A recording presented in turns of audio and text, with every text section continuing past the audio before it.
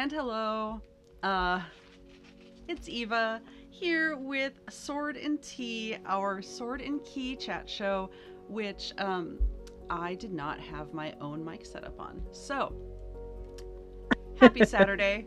Happy Saturday.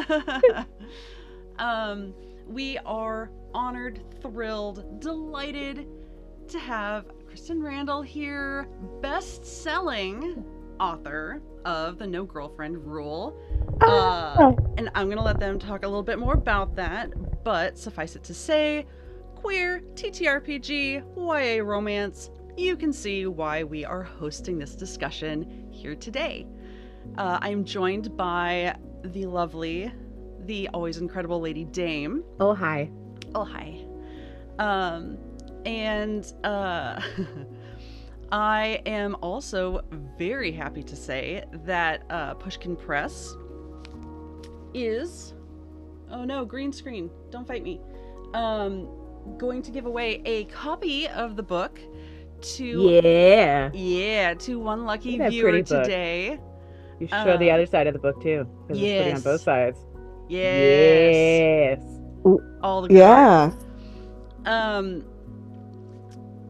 as well as a set of dice, a 7 dice set, in the spirit of both the book and the game and all of that. Christen, why don't you tell us a little bit about yourself and the book? Hi, I'm Christen Randall. I use she and they pronouns, and I wrote the No Girlfriend Rule, available in the UK and in the US, with a variant cover for nerds like me who get excited about those things. It is a queer, coming-of-age, young adult romance about Hollis Beckwith, a fat, anxious artist who starts playing a game called Secrets and Sorcery to try and prove to her deadbeat boyfriend that she's worth keeping around after senior year, and accidentally finds herself, her people, and maybe a cute girlfriend along the way. Just maybe a cute girlfriend. Just maybe, yeah, casually, yeah. Look, I'm not saying it hit all my buttons, but I also know I'm not alone, so. I was telling them this before the stream. I was up until 5 a.m. because I had to read it in one sitting. It just was so cute and wonderful and sweet, and I was like, I need to know what happens in both like the TTRPG world and in the real world. You get Hollis. 2 for 1. You get a 2 for 1 with this book. You get the fun, like, coming of age real life story, and then also this nerdy little, like, as if you're watching a live play TTRPG story. Yeah, I'm glad that you enjoyed it. When people read it in one sitting, it's like one of my favorite compliments ever. Like, it just makes my day. So thank you. Of course. Okay, I didn't want to forget, so I have done it. The giveaway is now open. Heck yeah. The command is #steadfast in chat. Yay! You don't strictly need to be present to win, although why you wouldn't want to stick around to the end, I imagine only because you have, like, work or something where you would need to leave us. But you do need to be available to be contacted. The publisher will need your email address and eventually a physical address, because otherwise they can't get this really cool, pretty book to you. And yeah, speaking of variant covers, it is the UK version. Yes, which is cool. Yeah. Apparently, fun story. So this is the original cover by Simini Blocker, is this beautiful orange cover, and I love it. And orange is an important color in the book because I'm a big nerd. Yeah. And apparently, like, the orange is, like, it reads incredibly American. So the UK team, yes, and I just said, okay, wonderful. And so now we have this beautiful, like, purple and pink variant cover for the UK edition, which is really fun. Don't usually see variants that are like a subtle variant like that. Usually it's like a completely different art style or something. Well, so it's lovely. Simini's work was so good that they couldn't change it, right? Yeah. Like no, you can't. That is Hollis, and this is Annie, and, like, they're just two. You can't mess with them. Yes, I love them so much. I mean, the nice thing about that particular color too is it contrasts nicely with Annie's hair, so that, you know, we really get that bright, you know. Pop of orange. I love the orange, because, like, it's funny that that they said it reads as very American, because like I don't see a lot of orange books in general. No. It's not a color that I gravitate towards, but as I am wearing You're orange. so bright and sunny right now. Yeah. It was not totally intentional, but I feel like like I needed to wear this for today. I love it. It's perfect. Oh, the last thing I have to say about the giveaway, aside from enter it, obviously, and we will keep mentioning it throughout. You do you don't need to live there, but the shipping address for the winner does need to be in the US, UK, or Canada. I'm so sorry, other viewers. We will have other things at other points. But yes, so I think those are all the technical. Oh, and it's on the overlay, but that's done by Pushkin Press, your UK. Yes, publisher. my wonderful UK publishers love Pushkin Press. They're amazing. Yeah, they've been delightful helping us set this up. Yeah. And let's kind of get into the meat of things. Yeah. I know that there's, especially this week, because the book just came out on the 5th, right? Or Tuesday. Yeah. The 5th in the US and the 7th in the UK. I didn't realize they had different release dates. Yeah, book days are here. They're Tuesday, and over there they're Thursday. So delightful. I love that. Yeah. And also that just tracks. Of course, it wouldn't be the same. So you have had a busy couple weeks. Never mind the lead up. Yeah. And you've gotten a lot of questions, and probably a lot of the same questions. It's okay. I'll talk about this book all day, every day. So I love it. Bring it on. Just the nature of things. Why this book? Why now? Why Hollis? We love her, but why? Oh my God, we love Hollis. Yay! I'm so glad. I think the reason. So like first and foremost, I'm a big tabletop nerd. I played in high school. I really started playing in my like mid 20s, like kind of when 5e came out, and then have like branched out from like Dungeons and Dragons to like Kids on Bikes and like Brindlewood Bay and like all of these other fun, I love Brindlewood Bay. So just like all of these other fun systems. And so like the big answer is that I'm a nerd and I wanted to write like a fun, like geeky romancy book. A step deeper than that is that like role playing has always kind of been a place for me to explore my identity and like figure stuff out about myself. And it seemed like a really natural framework to give myself to tell this story, like, yes, a sweet romance, but also like a journey to self-love. And as someone who, like Hollis, like I have always been fat. I have always been queer. I wasn't always like out, but like I have always known in my heart of hearts that I'm queer, and like I have always struggled with anxiety and depression. And I think often like I didn't grow up seeing myself reflected in any of the books I read, other than like the funny fat friend or the like this character is fat so they're bad. You know what I mean? Like even in some of my favorite books growing up, was like, oh, okay, like this character is the fat character and they're the cautionary tale.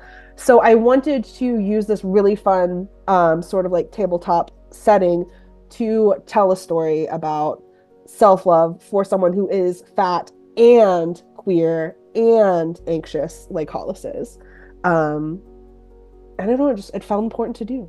And so I did it, and I have had the most wonderful time every step of the way. Like copy edits were a little bit challenging, but the draft, like everything else about this process has just been like absolutely amazing. And I'm so glad that Hollis is out in the world and like bumping up against readers right now. And yeah, it's been a joy. I love it because not only is like Hollis amazing, but then you have like the friends that she makes along the way who are equally interesting and fantastic and like vibrant characters on their own as well, and interesting because I mean that's right, like that's I think true for so many of us, right, that we sort of gravitate towards our weirdos like ourselves. Yes, absolutely. And then like that's one of the most joyful parts of this was kind of cobbling together this like ragtag group of weirdos for Hollis to encounter.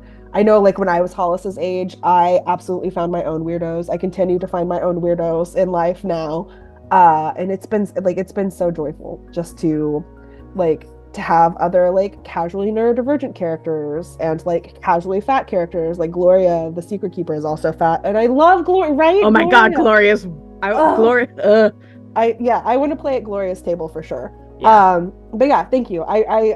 They're a joy to write, and I'm glad that they're resonating with folks. I loved these girls so much. Yo, yes, let's show off Gloria.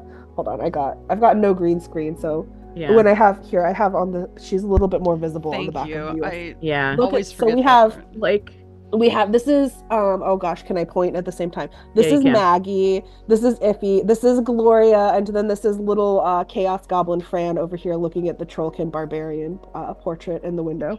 She's so fair. Fran is so feral in this. Thank you.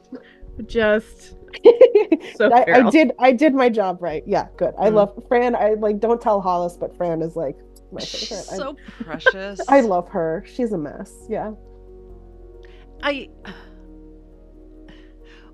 It's so spot on. Like the little sister that wants to join the table, who could so easily be her own stereotype and like nagging, annoying, like there's a lot of fear about being too much from different people in this book and in different ways.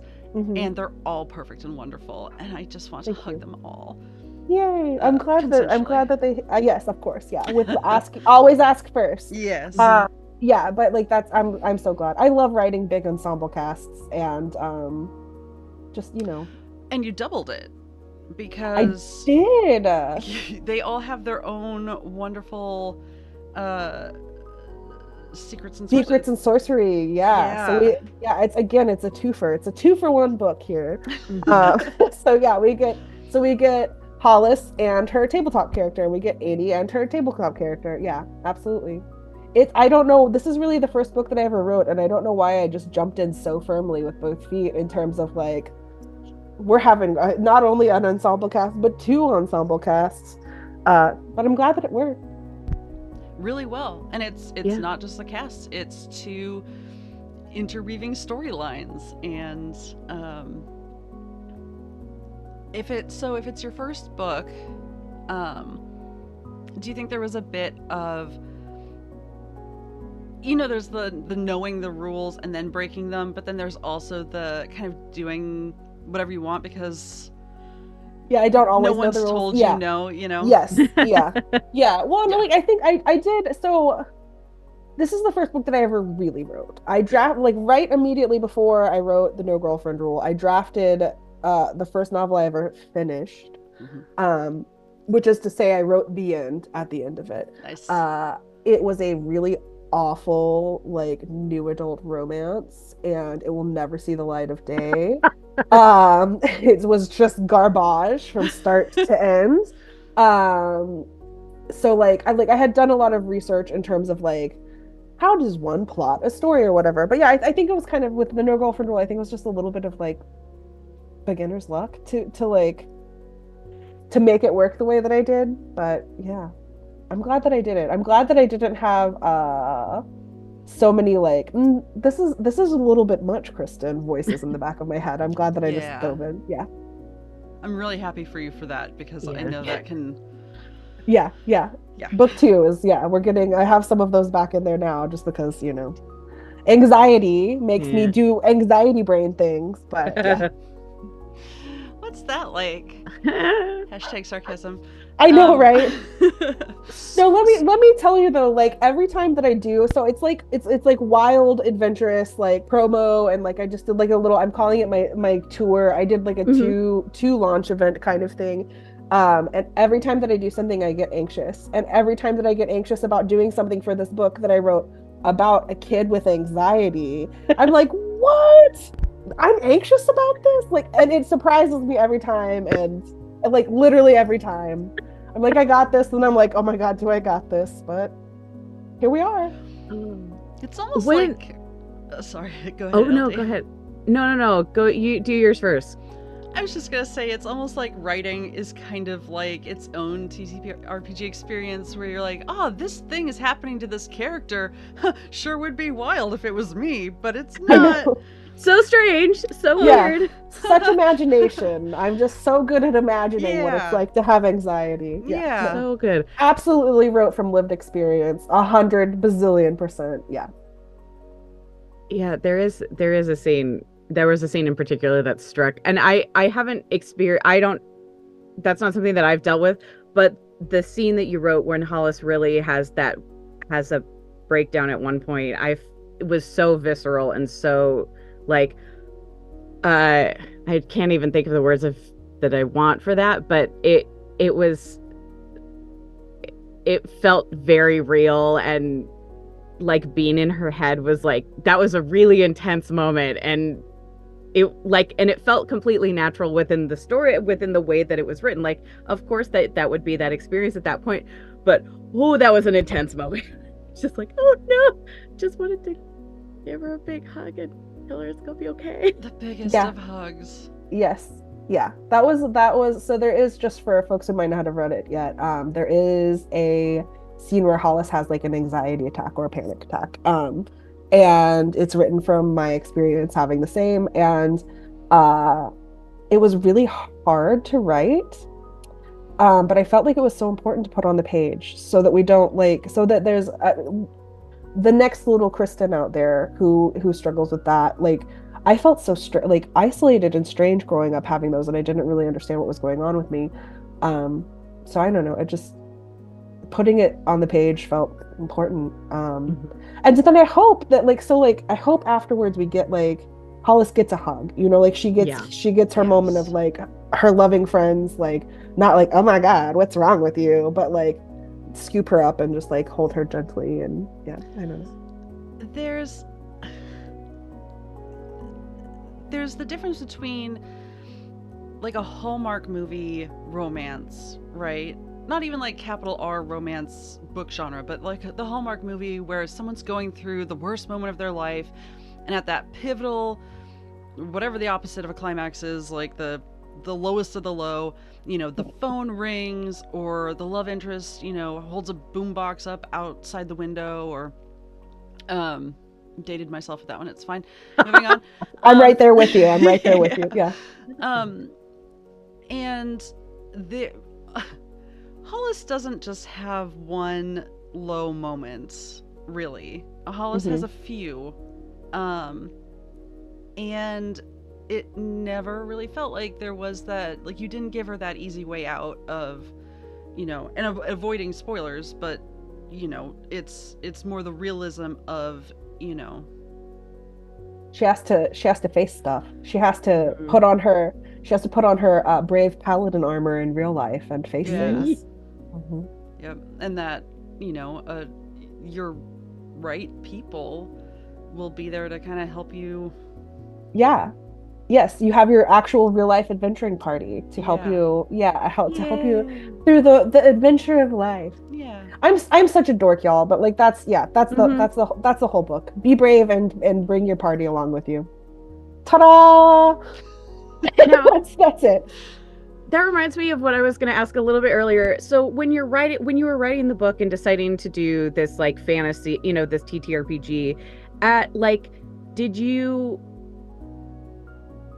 did you have sort of which, was it all sort of written as one? Did you know what the fantasy plot was versus the in real life plot?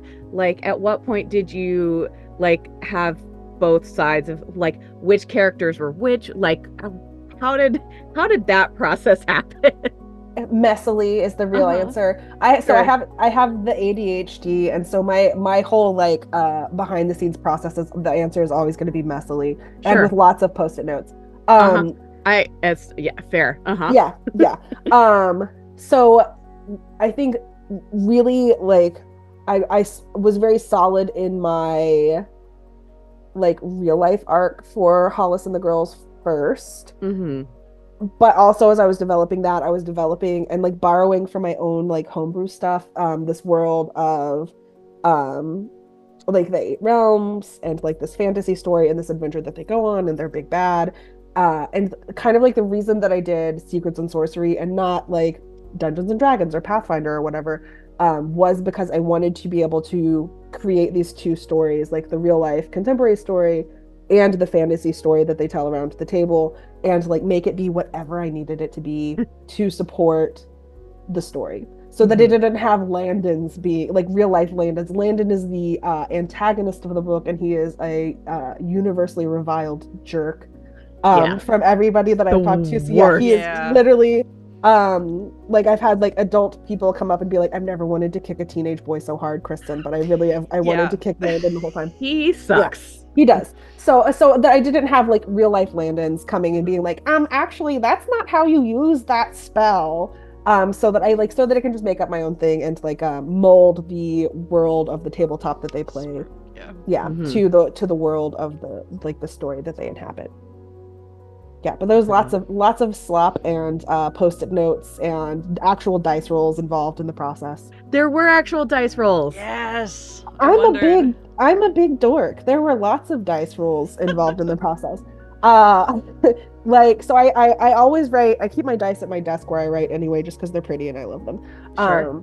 But like when I was planning, like I actually rolled character stats for everyone, and there was a post-it note somewhere that like lived on my wall for like a year of my life of like everyone's character stats. There were important plot points that I actually rolled for. Like I think the biggest one being I can't say it out loud because it's like a spoiler. Like, but there is a big time roll that Hollis makes at the like climax of the book, and I actually rolled that in real life. Stop! So risky. And I was like, I was like, okay, all right, I'm just gonna I'm so self-indulgent. I just went all in while I was writing this, and I was like, we're just gonna leave it up to the dice gods here, and then I left it up to the dice gods. So, yeah, big dork moment. That's so good. My heart is so tight right now. I'm like, I know. Stress. I figured like if I'm going to write a tabletop role-playing game book, I'm gonna write it. Like I'm gonna how many times in my life am I gonna be able to like fully just nerd out exactly how I want to nerd out? And so I just went full nerd mode, and it was wonderful. I'll have to dig out those post-it notes with everybody's stats because I had them like it was just really dorky. Now, do you have dice sets for each of the characters, or do you have like a dice set that you use that's specific for the book? Yes, sort of yes, sort of no. Okay. So I didn't, but I do have, and they're over at my actual desk. I'm sitting in the corner of my office right now. I had like a specific Hollis D20 and a specific Amy D20. That were like my little companions through the whole time. Like I had this little, this is so, I should not admit this out loud. I had this little kind of like shrine for the book when I was writing it, and when I was like, when my agent sent it out on sub and stuff, so that I can kind of like play, this is so dorky, oh my god, place my hopes and dreams or whatever. And so like those two dice became like the representatives of Hollis and Amy. And that's what I used for the rolls. And I had like my regular D6s, but my sweet editor for the launch of this book sent me custom dice, like the ones that redacted for spoiler. Hold on, I have them up here, I think. Can I show you my nerdy dice? Please. Okay. This is Sword and Tea. Like this is yes. Please show us the part, please. So first there's this beautiful custom dice vault with forever hashtag steadfast. Giveaway. We didn't pick that word for no reason. So that's the ship name of Hollis's character Honoria and Annie's character Umber, who's Steadmore and Dawnfast. Anyway, so there's like this cute custom dice vault, and then look, these are the like very important like custom dice. Yes. And I have like the whole set in here. Oh, gorgeous.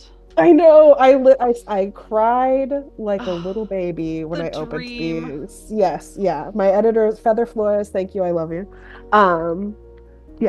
That's so lovely. Now, which came first? Was it their last names or was the ship name first?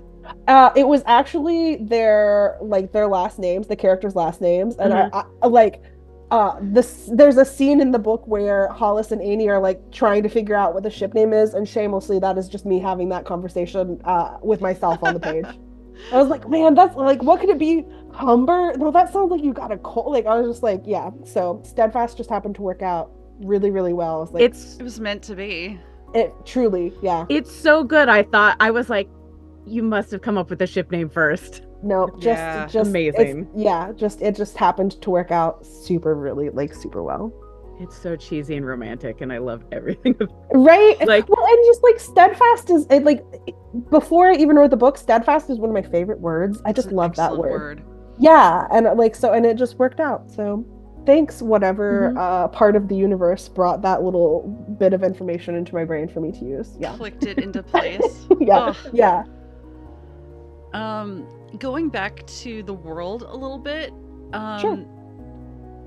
Again, you give enough information to flesh out, make it feel like a full thing that Gloria has, and I'm sure you have just like copious notes on it. But you don't like info dump it. Like Gloria like shares it in a, parcels it out in a good way. But there's so much lore that's hinted at, and my favorite is the Just and Terrible Mistress. Yes. That's such a good name. Such a That's good so name. Hollis's character Honoria is a paladin, and the goddess that she swears her fealty to is the Just and Terrible Mistress. Thank you. I love that name too.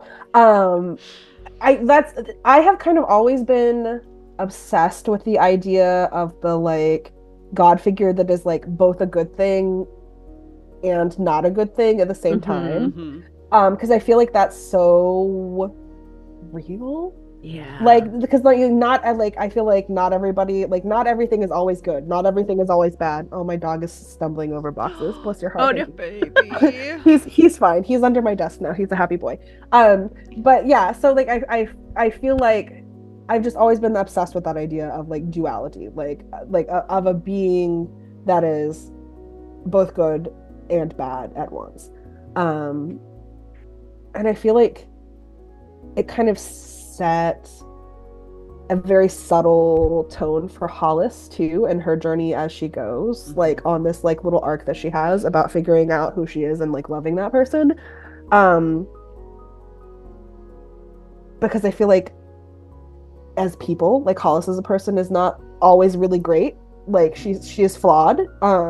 She makes some really silly calls. Yep. Yeah. So I don't know. I feel like it was like a fun kind of way to set the tone, and then also just like shamelessly on the geek back end of things. Like I cannot wait to use the Just and Terrible Mistress in one of my own games. Because just like, can I like chat a little bit about the world building in the game? Please. So, much like Gloria, I'm kind of perpetually the DM of my friend group. I now and then I get to play and it's really wonderful, but I really love being like the game master, and I have run a whole bunch of D&D like homebrewy games, and a lot of the stuff that we see in the book is just stuff that I already had existed in my head. So like Fallon's Landing, where the big like first scene takes place, I just lifted right out of my own homebrew, or like the Factotum, which is like this like big lore library that they go to later on in the adventure. Like that is one of the places that existed, and we had like a whole little like mini campaign about like that's like, so I love building out lore like that. And so like a lot of this was stuff that already existed, and some of it is stuff like I'm waiting to carry into like my next game that I get to run, and the Just and Terrible Mistress is on that list. I love her like her symbol design. I'm a big nerd. I'm just a big well, and your descriptions were so good for that too. Like, thank you. I feel like one day I should do like a director's cut of the book, because in the original drafts it was like much more like just for geeks like us, you know. Yeah. And I think I struck a really good balance of in the like the published version. Yeah. Of for the for the geeks like us, and then also like hopefully being like accessible enough to like draw people into the hobby, because like that's ultimate author goal.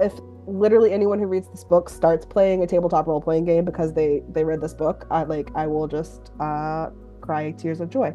But like the director's cut was much more like, here's all of my like my own secret keeper notes, and like my editor had to be like, Kristen, this is great, but I don't think we need 2 pages of this like cave where we find this decaying elf person.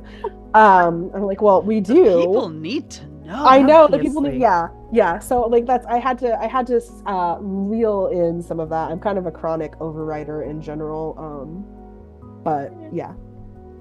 An So. appendix with like the character sheets though, maybe, or I thought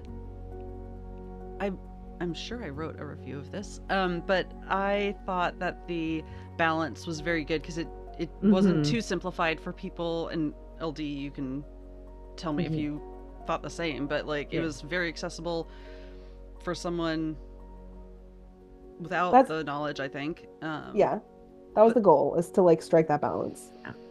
I did. I just keep speaking of the factotum. I was like, oh, it reminded me very much of like how there was that moment. I loved the way that you sort of flowed like both the way that you flowed like the in real life into them playing the game into the actual world of the game, like was so beautiful and seamless that I sort of lost track of when it was like it's like, oh, now we're like it was a beautiful flow. But it reminded, when you talked about the factotum, it reminded me of how much like it felt like my own home games. There was the moment that Iffy gets frustrated because the dice weren't in her favor, and I was like, and then her final solution about the thing that she was going to look up, I'm like, I've done that. I personally have done that. Good. Asked for that same thing in games before. Yay. Yeah. Like, no, like that's, and it's good that kind of stuff resonates, because I do want the game and the book feels like the games that I love to play too. So that when it resonates like with other people who play tabletop and they're like, this reminds me of my table, I love that. And I'm glad that the way that I wove real life into fantasy life worked for you too, because that was really intentional. Like I worked hard on that to strike that balance of like paralleling, I hope, we hope, paralleling Hollis's level of comfort with herself. Yeah. Like, so when she first starts playing, and I know I've had this moment as someone when I first started playing a tabletop, she's like, am I supposed to have a character voice? Like people are talking in first person, like this feels really weird.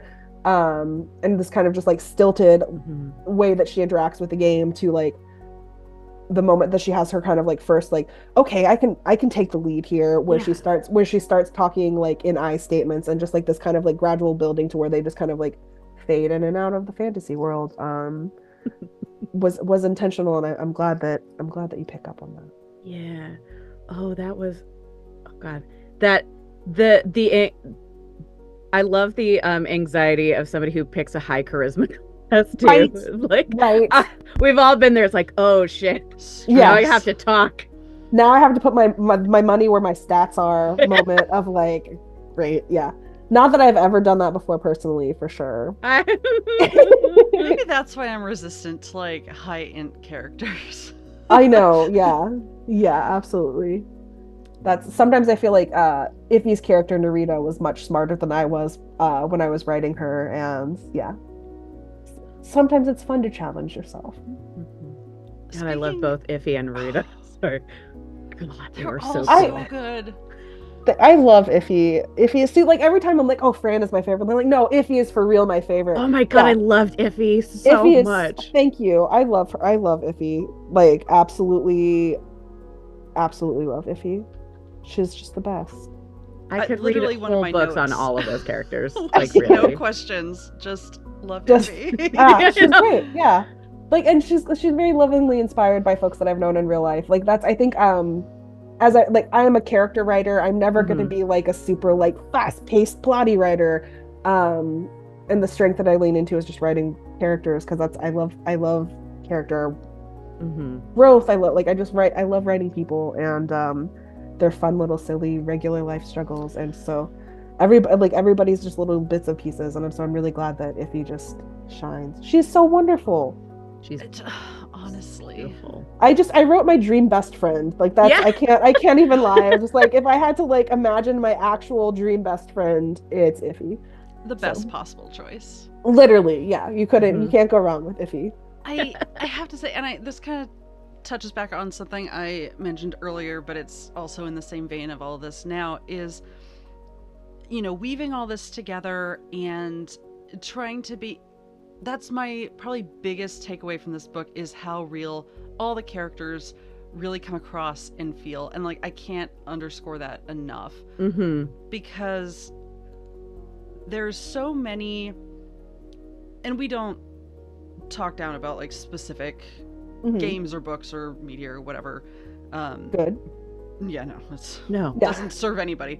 No. But there are definitely some books or even movies where it's a like a secondhand embarrassment, or there's a plot line that revolves around someone being like beyond ridiculously silly in a, you know, just talk to somebody or something. And all of the situations in the No Girlfriend Rule are really, they didn't make me cringe because of like, yeah, secondhand embarrassment, or like, oh, this is so like, it made me like, because it was a real feeling. I was like, oh, I've been there. Oh no. Oh, Hollis. Yeah. Bless your heart, Hollis. Yes. Yeah. And I want the best for her. And it really, I think, you were juggling so many things and you just pulled them all together so well. Thank you. Thank you. And yeah, I mean, there's so much intersection, right? Like, because you talk about how Hollis is fat, learning to be queer, learning or whatever that means for her. Anxious. Bless her. Girl. She is so anxious. Yeah, so like, and like I said earlier, like I've always been those things. I try to write people, you know, like that's like I was saying, I love writing characters, and I think there's definitely like places where the like I am cardboard cutout anxiety character like totally work. And for me, I just love trying to write people that are just like regular folks, and I think that comes from writing from lived experience. I think that comes from just being like, I love like nerding out in the world, and just like when people, sometimes I get asked as an author like, well, how do I write queer characters, like that, for whatever reason or another, that's one that I often get asked, like, how can I represent queer people? I'm like, just talk to queer people, like get out in the world and like be friends with queer people, which to me feels so natural, because like I have like literally I have like one token straight friend, like one, so like, but like you like get out in the world and like talk to people, like listen to people, like learn about their experiences. And I think that when you can bring that to the page in like a loving and like I hope like just like tender kind of way, then I think that's what shows through at like with characters feeling like real folks instead of just these kind of like cardboard cutout situations. I think what's really interesting is that like the strength, I think what really worked well for me too was that like that character work and that need to have them be real people it's so of course really strong in our adventuring party, who we love and adore, and they're so just like they're the group of friends that you want to have. But I also noticed that we got a lot of depth out of the antagonist characters, or the characters who aren't as nice. Like I think about obviously you have your antagonist with Landon and Chris, but also like the very first group of people that Hollis plays the game with in the game store, I think are really interesting. Like there's the one who's like the cardboard cutout, I feel like, who's like that we don't have a lot of depth for. But even there were a couple who there were two in particular. It was the paladin and the barbarian that I was like, I'm intrigued by these characters, and I feel like like we're getting them from Hollis's perspective, where they are kind of intimidating and scary, or kind of a lot, but they're real people. All like you could see those glimpses of even those people being like real people. Mm-hmm. Yeah. That's so the scene that we're talking about is like the first scene of the book. Mm-hmm. The chapter is entitled "The Worst Half Session of Secrets and Sorcery Ever Played," and it's just this truly uncomfy open play game of secrets and sorcery that Hollis has like spent weeks researching to like make sure that that it's safe, Mm-hmm. and then like gets there and finds out like it's not. We've got the kind of cardboard cutout like the bard, the guy who plays the bard, Gross, creepy and like bard. yeah, and he's like yeah, he's just a sleaze, and then we have like the silky wolf shirt man. And I'm sorry, don't spit your tea. We're not spilling the tea that way. Yeah, so and then we have like who else is at that table? We have this woman who plays a barbarian who is like hating on the noobs, and then like another noob who is a teen boy who plays a paladin. And like I feel like those are kind of like I have played that game. Can I Mm-hmm. Yeah. like behind the scenes, Mm-hmm. that scene is directly inspired by a real game of like open play D&D that I played at my local game store, and it was the worst. Yeah, like literally like it was like when 5e first started kind of booming. Mm-hmm. And so it was like the open play D&D games went from having like 5 people showing up to like 50, and I went with my little brother, and we both got stuck at the obvious like the new people who are never going to show back up kind of table, and it was like literally the worst game of D&D that I've ever played, because there was and like it wasn't that exact cast of characters, but it was those ilk. Mm-hmm. And I feel like for many like women and femmes in gaming, that is like a really familiar experience. Mm-hmm. Like so many folks that have read and I've talked to have been like, oh my god, I've played that game and it was awful.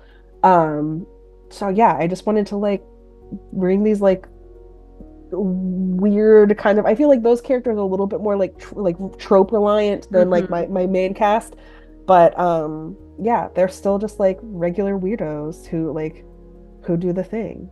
I still want the like teenage paladin from that first game to like find a good game for him, because I'm like I feel like he has got potential. For he does for sure.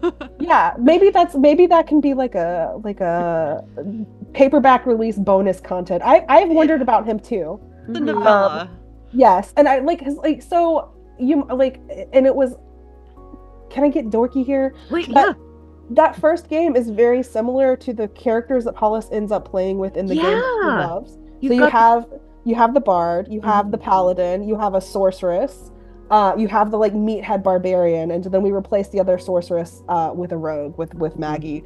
But like so those like it still just kind of grows from like it's the same sort of like parallel there. And it felt important to have like the like, hey, I'm a bard, I'm gonna hit on you and be uncomfortable, and then to flip the script on that with Annie, the love interest, is bard named Umber, so who's still kind of a like hot and sexy bard, but in a completely different way, but in like a like respectful consensual way. Exactly. Yeah, like you can be like swoony and not be creepy. Correct. I did like dorky social media thing for Valentine's Day that was like creep-free Valentines with Annie and Hollis, and I had so much fun coming up with all of these like consensual, not creepy pickup lines. Oh my gosh. It was yeah, and that's like so on brand, I feel like, for Annie Almondshaw. That's so cute. The being able to risk, after going through all that and then still seeing like a poster basically that doesn't close her off, like Hollis doesn't go home and say, well, I tried, is also such a great like first step, bravery moment of betting on herself. Yep. So just like for anybody who hasn't read yet, there's the scene, she plays this awful game, she's like going and having her moment of like, I've got to get out of here, and like texts her boyfriend like, I come pick me up, this like abandoned ship. And she finds in the little vestibule of the game store an advertisement for a girl-friendly, LGBTQ-friendly game, and takes one of the little tear-off tabs that some of the other jerks have vandalized. Rude. Yeah, I know, right? I actually, never mind. That's a side. I made a little prop for that. I love a little prop. Anyway, I was gonna say you can swear on this channel because I do remember what was written on the. Yes, so it gets vandalized to say 1-800-bitch.com. Yeah. So anyway, she gets it. She emails. She has this moment of like, maybe this is not for me. Like maybe I'm just always gonna be an NPC. Like maybe that's my role. Maybe I'm the funny fat friend. Maybe I'm the cautionary tale. Yeah. And so she's like, this little spark inside of her speaks against that, and she takes a chance on herself. And I like that feels like her first real moment of like stepping into like her bravery and stepping into her like, that's the first hint that she could be a paladin, I feel like. Yeah. That's her first paladin IRL moment. It is. Where Absolutely. she bets on herself and sends that email even though she tries to talk herself out of it. So yeah. There's between that group and Chris and Landon, who really, it's so inappropriate for me to say like, yes, I also would kick these teenage boys. Whatever, I would. It's fine. Yeah, it's fine. We can admit that here. Yeah. Between the two, Chris is still my least favorite, but it's fine. It's fine. I agree. It's fine. Yeah. Do you have anything that you would say to potential to the Landons and Chris's of the world? To the Landons, the Chris's, the wolf shirt guys. Yes, yeah. Well, like, first and foremost, don't. Just don't. Don't do that. But I think so, like, Landon is kind of like on purpose a jerk. He's kind of on purpose malicious. I think the reason that I hate Chris so much is that he's just kind of casually the worst. I agree that Chris is worse because of that. Yes. It is like, yes, and he's just like, he doesn't question. He's just accidentally the biggest jerk, and I think that sometimes that can be so much worse. But like for folks like that, I just like, it's so much easier to just be like kind. It's so much more fun to just be nice. So just like, I just like, don't be a jerk. Like, just stop spending so much energy being the actual worst, and like be a little bit brave and be a little bit vulnerable and like sit down at the table and be kind and be present and let people in. I think that it can be very scary to do that if you're in a position like Chris or Landon, where you've kind of always been the top of the ladder. And when folks start wanting to sit down at the table with you, it's like, well, no, of course not. Like, this is my realm. It is, your lives will be so much richer if you just let people in. Because I mean, like, I think at the end of the day, if I had to pick between a game like Hollis's and Gloria's and then the one that Chris and Landon play, I would 500 times out of 10 pick the one that Hollis and Gloria play, because it's not just this like murder hobo kind of like hack and slash like gore fest kind of thing. Like, they have like actual like wonderful character beats and like tell a real story and like have the best snacks. So just share like, the table in the spotlight. Yes. Like, share the story, learn about yourself, like play this wonderful game where you can learn so much about yourself. And yeah, just be open to new things. Don't be a dingus. Don't be the villain. Yeah, don't be the villain. It's so much more like Hollis can be the hero in her own story, but like also Landon doesn't have to be the villain in his. So like, just like show up for yourself and show up for the people at your table, and don't be a jerk. Don't be a dingus. Don't be a dingus. Dingus is my word of the week. I sometimes just do these like word. I've been hyper focused on dingus. It's my little word right now. part of why you are always welcome here, because I think that Don't Be a Dingus is an excellent message to go to break on. Okay. For a quick stretch, quick water break.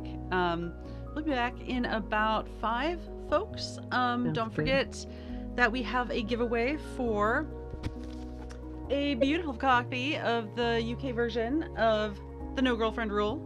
So if you think anything is spelled wrong, don't at anybody, because it's not.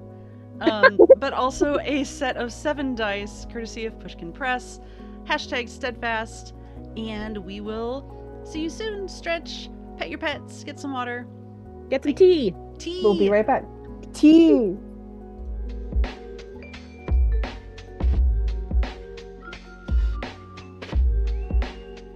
Hello, and welcome back to Sword and Tea with author Christen Randall, author of The No Girlfriend Rule. Debut author. Book has only been out a week and a half. Not quite 2 weeks. It'll be 2 weeks on Tuesday, I think. Yeah. And we are so happy to be sitting down and talking about the book and TTRPGs and nerd stuff in general. If you're just tuning in, we are doing, I gotta hold it at an angle, a giveaway for a copy of the book, The No Girlfriend Rule, thanks to Pushkin Press. If you have a shipping address in the US, Canada, or the UK, just type #steadfast in chat to be entered to maybe win a copy of the book and a set of 7 dice, which is very exciting. Then you can start playing your own game. Yes. And you can join the girls in their adventures, which is, I set my notes down. That was not Okay. not clever of me. Like, what heavy thing are you picking up? Absolutely nothing. It is a notebook. Love a that. paperback notebook. So when we went to break, we were talking about advice or things you would say to, we'll call them the gatekeepers. I think that's fair. Yeah. an appropriate term. Yeah. I myself, I had a great group of friends, for a long time that were very welcoming and very like, hey, do you want to play D&D with us? Do you want to play whatever with us? But I have and had like big social anxiety, so I kind of kept myself out of it because I was like, I've never played, I've never done whatever, and like I dabble a little bit. Finally acknowledged and figured out, I guess, that I have ADHD, anxiety, etc. A lot of things that start with A. Yeah. I feel it. Yeah. And kind of got a handle on that and found a local comic book shop, Outsider Comics in Seattle. I love you very much. We love Outsider. Super They're queer, wonderful. super all the things. And got into a random, essentially pick up, learn to play D&D game. But I didn't know that. Sorry. One of my very first pickup games was at Outsider also. excellent. Yes. They're a queer shop and so very friendly actual games. We don't talk about them enough, but we do love them as unknown friend of the channel, Outsider Comics. Aside from your unfortunate experience, My terrible game that I played, yeah. Yeah. Have you done a lot of other pickup games, would you say? Yes. Yeah. So I feel like the first scene of the book might leave a bad taste about game stores on people's mouths. And I want to be very clear that your local game store is not always like that. Your local game store can be a wonderful, magical place, like it sounds like Outside Games is. I have 2 kind of fun stories about like game store kind of things. The first being that when I am from Nashville, Tennessee, born and raised, as we say, around those parts. And a couple of years ago, I moved up here to Covington, Kentucky. I guess like 3 or 4 years ago, 4 or 5. Time we make up the times. Yes. But I moved up here to Covington, Kentucky. I had just finished writing the book. I was just starting to query the book. Kind of felt like Hollis did, kind of felt like lost and like my life is changing. What am I going to do? And I was just scrolling through the Instagrams and I saw an advertisement for an women and gender diverse D&D game group that was starting, and like the whole purpose of the group was teaching like women and non-binary folks how to run D&D games. And I was like, hold up. I literally just wrote this book. Like I was like, am I getting punked right now? Like seriously, I went out to my partner. I was like, is this real? Is this a real thing? And it was. There was this wonderful group called She, Superheroines, etc., that operates in the area, and like the whole point of the whole group is just to like bring like women and non-binary folks into the game and like create a safe space and like bet it on myself. I was my anxiety was much worse and I had much like far fewer tools to handle it back then. So I like had that moment, like that very Hollis moment of like, okay, can I do this? And like bet on myself and went to this game and like literally found my own version of Gloria's Table. And like we met at like a local gaming store, and like the folks who run it are really, really great about like Play It Today games. They do board games and tabletop games and they're amazing. Like really cool about hosting us, and it's like this cool, really safe, like nice, clean, not dungeony kind of space. And like some of the women that I met at that table are like my best friends still. Like I give them a shout out in my acknowledgements. Yeah, so like that's absolutely a thing that can happen. And even like the local game store that kind of inspired games a lot in the book, my local game store back in Nashville, I recently went back there when I was doing my launch event there, and it has had a glow up, y'all. Like, I'm so glad. Yes. So like it has, yeah, and it I walked in and there was a woman sitting behind the counter, and like it is now run by like a husband and wife duo, and they have like the back room that was like very much like the one in the book that is just like this like kind of scary dank dungeony place with all these like rickety old chairs is now like this super cool sweet gaming setup, like, and it was amazing. And like I'm very emotional right now, so I almost cried about that. Yeah, so like your gaming stores are amazing, your gaming stores are wonderful. I think like Hollis learns in the book, it is about finding the right people. And when you find your right people, like everything else just kind of falls into place, I think. Yeah. That's the hard part. You have to be brave, and like I think there's a certain element of vulnerability in gaming, like tabletop games in general, because like it's a strange place to come to of like, okay, so I'm meeting new people and I'm also going to meet new people as a fake person I made up that likes to swing swords. Like it's such a strange sort of like disarming place to step into, but like if you bet on yourself and if you do it, like it's great. I love it. You find yourself here's this thing I made, I hope that you like it. Yes, exactly. Yeah, it's very like, it's that element of like creative vulnerability. Yep. Which as an author, that's the vibe, right? That's what I do professionally now.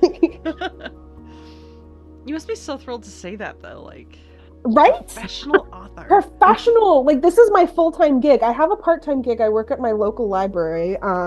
But yeah, like I know, like, so I do books all day, like doing publishing stuff and like writing books and like talking about books and like editing books and stuff. And then I like take the bus to my library and do books all day, just in a very different way.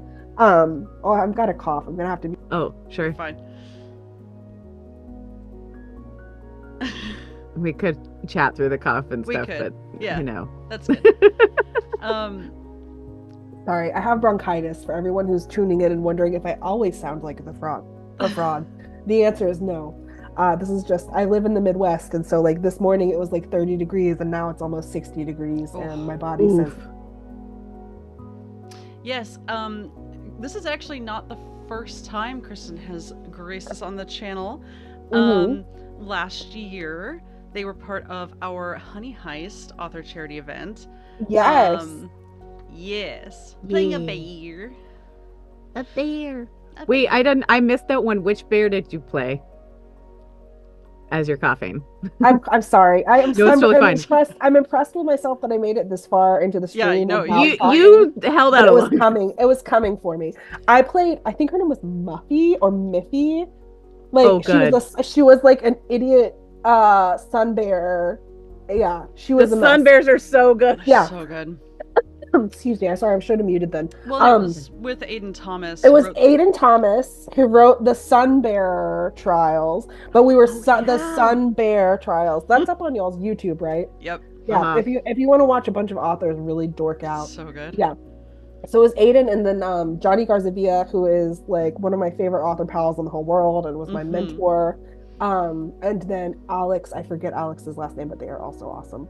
I don't remember if Alex gave a last. Yeah. So Alex, wonderful Alex. Yes. Yeah, no, that was an absolute blast. And hilariously kind of sparked, this is how we do a lot of things on this channel, is like something will just spark you know, ignite the flame. And it was Aiden's actual like April Fool's Day post that was like art of the Sun Bearer Trials, but as bears.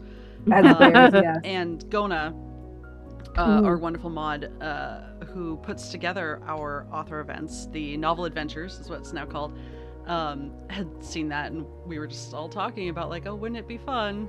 And now here we all are. And it was. Yeah, it was a delight. Yeah, it was an absolute. That was a blast. That was the first time I had played Honey Heist too.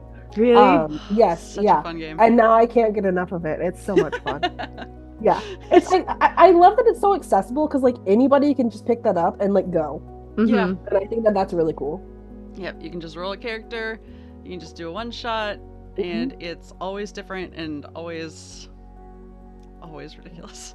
Yeah, and a blast, just an absolute blast. Yeah, that was I had so much fun with that game. I feel like that's about as close to a dream table as I could get. That was one of my questions, but yeah, that makes sense. I also get to a little like behind the scenes look into my like actual real life. I play with some regularity other games with Johnny and like some of our other author pals, and we're about to start playing a really cool kind of hybrid game of like Kids on Bikes meets this what's the other system? I do not remember the name of the system because it's one that I'm not familiar with, but it's Monster of the Week or no, it's something, it's like a weird Tales from the Loop.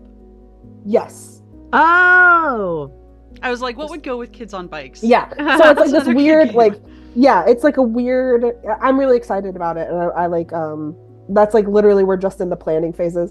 Jared, who runs those games for us, is like the best GM you could ever ask for because she's so like, it just like builds out these beautiful worlds and like communicates them so beautifully, and like we have like multiple planning stuff. It's just like the games that we play are just like if you imagined a bunch of kidlit folks sitting down to play tabletop games, that's it. It's just like there's been times where we've had like 7-hour sessions and not a single round of combat.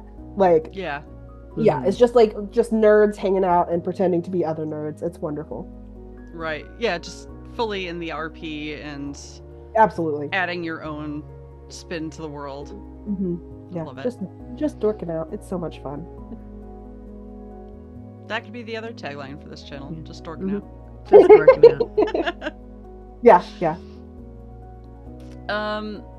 So, well, I was gonna ask about Dream Table, but we kind of solved that. Are there any TTRPGs that you haven't played yet that are kind of on your dream list? Yes. So, really, there's so many.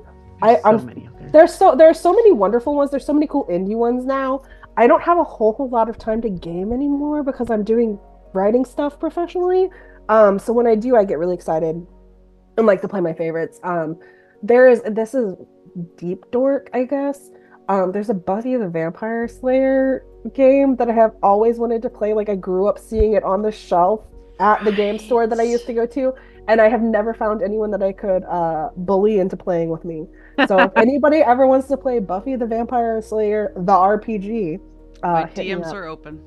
Yeah, I would absolutely, I would play that on a heartbeat. Like shamelessly, I'm a big like, I'm always like one nudge away from writing bad Buffy fanfic, and so I would just love to play in that world, in that sandbox. Yeah, just those sorts of things. Or like there's a Lord of the Rings one that I would love to play, or just like stuff that are in like some of my fandoms that I love. I think it would just be fun to do that. I cut my teeth, like my creative teeth, like forum role playing. Oh yeah. Oh Yeah. Yeah, like and I feel like Love that's a good even forum. I feel like that's even dorkier than like It nerd, is. like dorkier than like tabletop role playing, because I it's say just with like love, but it is. yeah, Yeah. it is. It's so niche and weird. Oh gosh, I got a cough again. I'm sorry. You're you're fine. Yeah, no, not niche and weird around here. Like when I say it is, I was there. I Look, figured I was with my people. Forum and Neopets roleplay. I was a Neopets person too. Look, don't come for me. Yes, I know. I recently, guilty confession, I recently started a new Neopets account. You did. I did, to have something, because I was like, it was the lead up to launching this book, The No Girlfriend Rule, and I was like, okay, I'm getting anxious, I'm getting weird, I need something like fun to fall back on when I have a little bit of downtime at the desk, and started a Neopets account and have just been playing pyramids and Oh yeah. Oh yeah. and yeah, Those it's are so been good. it's been so much fun. I'm not doing the role playing anymore, Oh, but yeah. definitely still playing the silly Neopets games. I love that your answer to anxiety leading up to the book was, what if Neopets. I get electronic pets that are constantly starving? Yes. Yeah, absolutely. Yeah. Just, I still feel guilty. I know. Yeah. The pets that we have abandoned. And I haven't been able to play in a couple of weeks because I've been like launching the book, and so like I'm sorry, Ghoulie Ghoul, for not feeding you omelets. I'll come back next week and check you into the Neo Lodge. It'll be like nothing even happened. It'll be fine. Yeah. The Neopets TTRPG, just a cooking sim. Yes, right, yeah. I forgot about the Buffy TTRPG. Yeah, I don't know anything about the system, like, at all. I don't even know how it operates, but I'm in. Whatever it is, I'm in. I wonder if it's like one of those like the OGL open gaming license kind of games where it's like, I can't remember. It's like 3.5. It's like that 3.5 system that was everybody. Because I know like Farscape had a TTR as having run that Stargate. one. Stargate, like they all kind of like all of those TV shows at the time had a TTRPG based in that. Yeah. But God, a Buffy game would be fun. I would love it. I would just, I mean, like, if you asked, I would join one today. Absolutely. Yeah.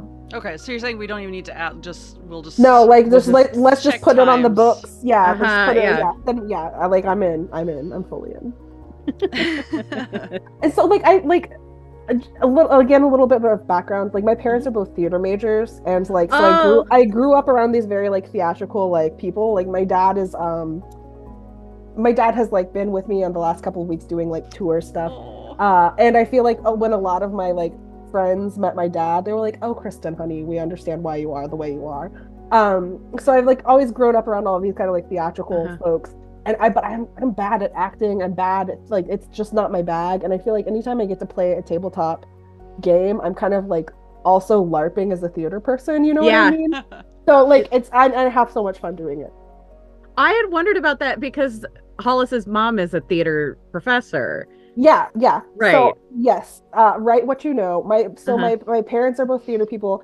And like as second careers, like they had their like, my mom was a stay-at-home mom. My dad worked in television, like back in the day when like country music television was still in Nashville, like a zillion years ago. But in their second careers, they both have become, like, my mom's a college professor and my dad is a high school teacher. Mm-hmm. So like, yeah, right what you know.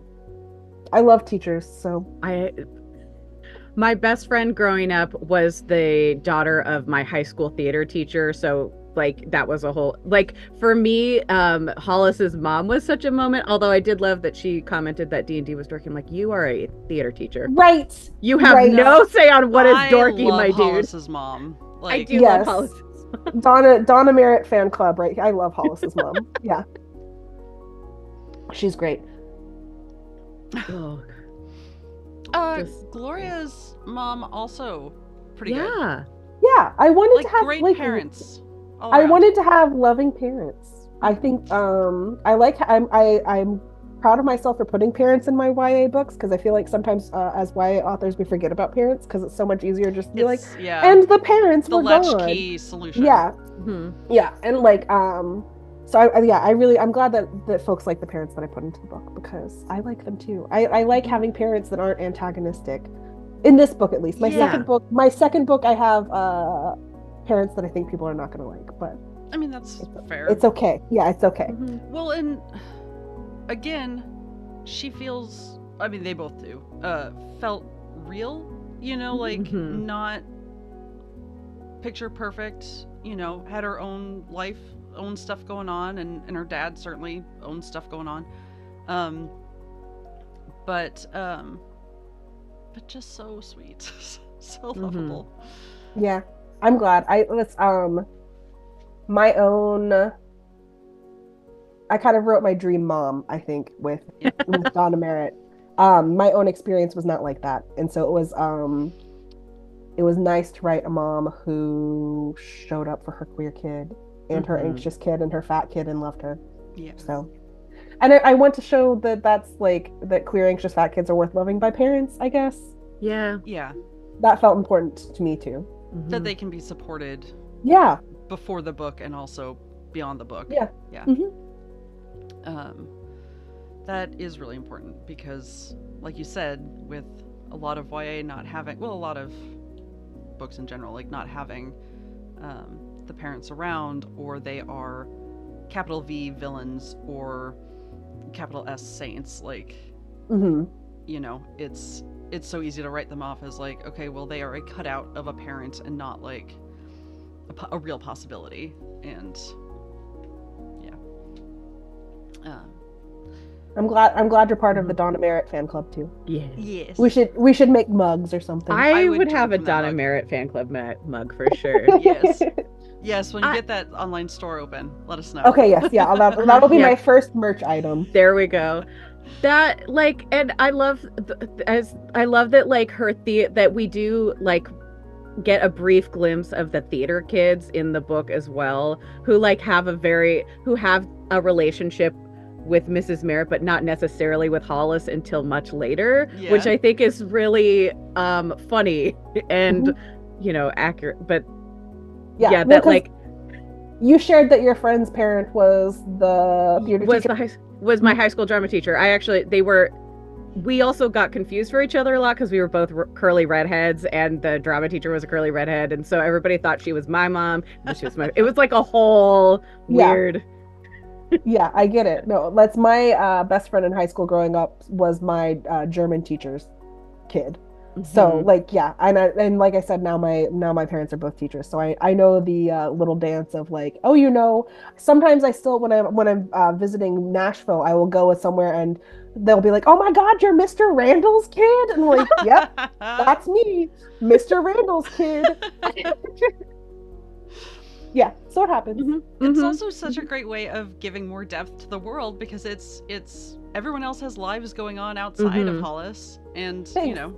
Yeah, I tried really hard to make everyone have a thing that they're doing so that like everyone is That's I like to do that. I'm a dork. I'm the perpetual game master, so everyone's got a thing going on. Right, yeah. All those spinning plates.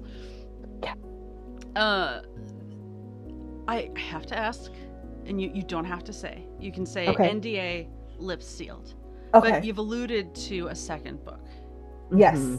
Yeah. Is there anything you can tell us about a hypothetical second book?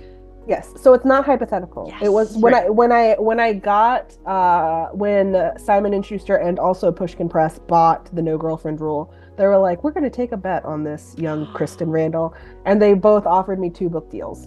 Yes. So I have for sure a contracted second book that I turned into my editor at Simon and Schuster at the beginning-ish of February, and I'm waiting for feedback on. I can't talk about it a whole lot because it's not announced, but it is also fat, and it is also queer, and it is also nerdy, and it is very on purpose neurodivergent. which is the first time like that, like the main character is has ADHD and dyslexia. The love interest has ADHD as well, and is the first time that I've done that on purpose. I feel like a lot of my characters end up being accidentally neurodivergent because I'm neurodivergent all the time. But yeah, I'm really excited about it. It's like a really geeky, very Covington love story about kids making zines. And I think that's all I can say. Yeah. So it's just like I'm vibrating. You can't see it on screen, I can tell, but like I'm so excited. It's a very different kind of geek culture, but it is still a very specific kind of geek culture. And it is just like it is so deeply Covington, Kentucky. And I don't know if you've ever known anything about Covington, Kentucky other than it's in my book. This is a really cool place. So it's like as far north in Kentucky as you can go and still be in Kentucky. And so it's not quite the South, and the Midwest doesn't claim it. And it's like this weird sort of like in-between place that's kind of like... It's so fitting. It's great. It's wonderful. It's like, it's like Stars Hollow from Gilmore Girls if Stars Hollow were a little bit creepy. Like if it was, it's just like this kind of like bootleg Stars Hollow, but make it real vibe, and I love it here. So I just turned Covington up to like 12 in this book. Yeah, I'm really excited about it. Yeah, and I think I haven't I have an idea for the no girlfriend rule two girlfriend two rule. Yes. But that is not a real thing yet. But one day, hopefully, if this book does well, I'm putting it out into the universe. That I would love to. I think that there is one more story that Hollis has to tell, and I would love to write that too. So. Ooh, yeah. I mean, you did leave us at least a little bit of a like not cliffhanger, but like a to be continued in a way. Yeah. At least for the adventure. So. Yes, the campaign wraps up, but the character stories don't necessarily. So I love that. I'm wondering if I can set like alerts on Edelweiss or not. If I will come, I will yell at you personally. I will come scream in your DMs in Fran style, all caps and key smashes. That's so like everyone is like, so who do you really see yourself in this book? Like, and like I always draw the parallel between me and Hollis because like, yes, very, but also like I feel like my soul is Fran. Like I am just like that. I am like key smash caps lock a little bit screechy in real life. Yeah, that's your like inside out representation of inside here is just a little Fran. Yeah. So are you more of a barbarian player or a paladin player, or what's your like class of choice? Okay, so are we talking like what I love to play, or what you like, or like what I could might be be? Either, honestly. Both sure. Is good. Okay. Either. So I feel like if I were I feel like in the book the girls kind of choose classes that end up being representative of who they are. Right. I feel like if I were in the book, I would probably end up playing a bard. Because the way that I like to process my world and like share my magic is through writing. And I feel like that's very like a bard vibe. Yeah. The characters that I love to play in real life are rogues. I love to play just like weird little wizards. I've like in a game with Johnny Garzavia, I played a like awful little brat teenager rogue who was like, she's like, I'm 23. She was just a liar and she was like a hot mess. So I just like to play like bratty little rogues and weird little wizards. Yeah. I love a good weird little wizard. Like just lean into it. Mm-hmm. Yeah, right. Like you gotta just like I don't want to be like super smart all the time. I want to have a skeleton friend who I've necromanced.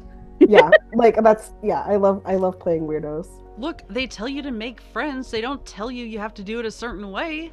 Yeah, sometimes you have to like it's that DIY spirit. Exactly.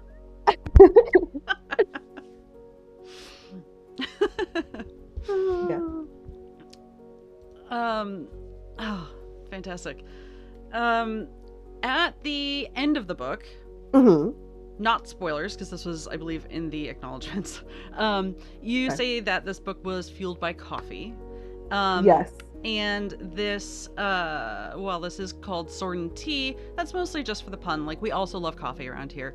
Mhm. We love all hot beverages we equally. do. We do. What the people need to know, like, not for me specifically, just like the Yeah. screaming masses, like The screaming, all of the screaming masses. So I am a firm believer in coffee and tea and not having to pick. yeah. I am definitely, if I'm having tea, it's hot tea. It's usually like a masala chai. And when I'm working and I need the caffeine to keep my ADHD in check, it is always just like an ice, like a cold brew, with some vanilla syrup and Ooh, some yeah. milk. Yeah. And I will just get the biggest cup that I like, this size. This is water now, but I will have like a couple of these little cups of that while I'm pounding out words. And yeah, just cold brew coffee with I like to say that I don't like coffee, I like caffeine. So if it Yeah, tastes that's less fair. like if it tastes less like coffee, wonderful. Well, in cold brew, you're certainly getting your caffeine with the.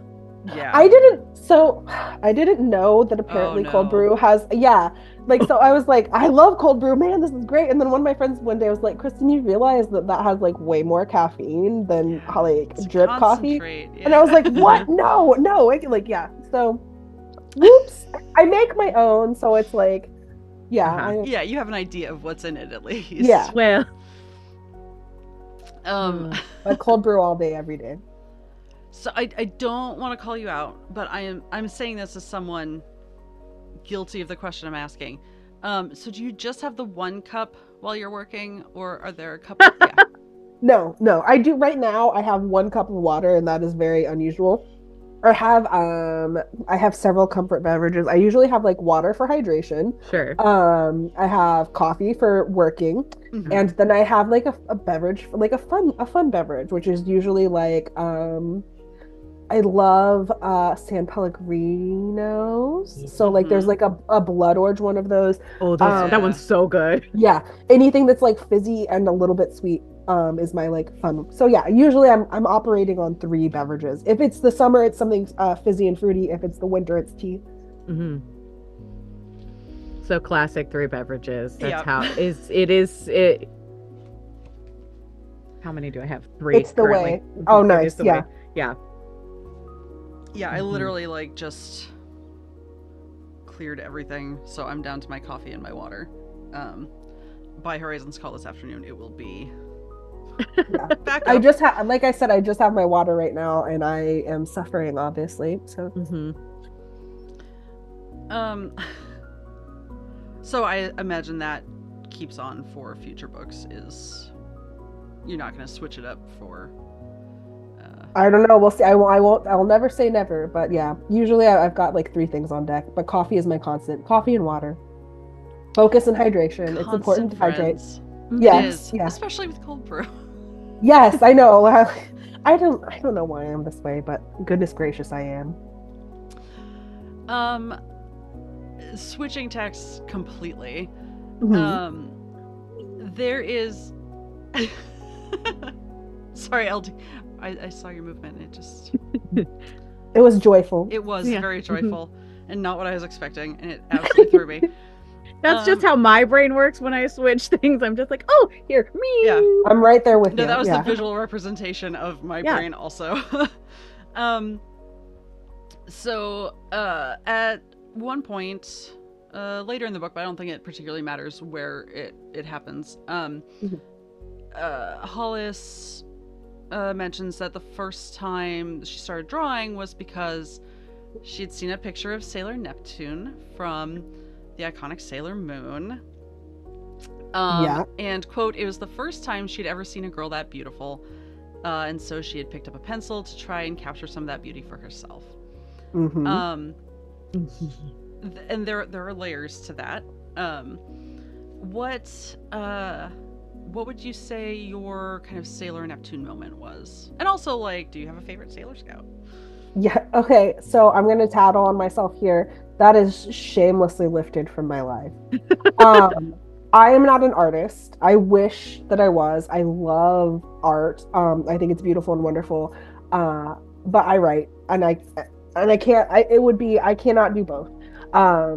But definitely like when I first I Sailor Moon used to play on Toonami on Cartoon Network when I got off of Yeah. school. Mhm. And the first time that I encountered it, I was like, are you who are these beautiful girls? They're so like and they have like the power of like the cosmos and love. Right. Like what?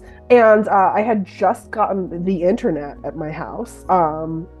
It was like the late 90s, I think, early Mhm. 2000s. And we had the internet and a color printer. And that's when It was all like over. it was done. I like printed off so many pictures of Sailor Moon that my dad was like, Kristen, you're on a printer ban. You cannot do that. Like, because I was going through like cartridges like a week of ink. And it was for me, I was like, Sailor Neptune is the most beautiful girl I have ever seen in my life. Like, I don't know what it is about her, but she is she is the epitome of beauty and grace. And then I learned about Sailor Uranus and was like, oh, I don't know what's going on here, but I'm interested. Yeah, and just like much to my dad's dismay, like printed out an army of Sailor Moon pictures and like coated my bedroom walls with them.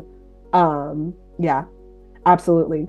And like still I think to this day the like Sailor Neptune is just beautiful. Everything about her is wonderful. But that was yeah, like that was looking back because so I have, like I said, I've always been queer, but I was not super comfortable with it always. And when I finally, in my like early to mid 20s, was like, okay, I'm bisexual. Looking back into my life, that was like definitely a, oh, honey, you've always kind of moment. Yeah, absolutely. That's like absolutely a time that I should have known I was gay. Bless. Yeah, just obsessed. Almost wore my Sailor Neptune tank top in like solidarity, and then I was like, it is freezing in this room. Yeah, I should have. I Um, had like a Sailor Moon shirt too. Like we should have coordinated. But yeah, Also, absolutely. you can't see any of that on screen anyway. So No. I know you would just see the white of my t-shirt. But yeah. LD, did you have a Sailor Neptune moment?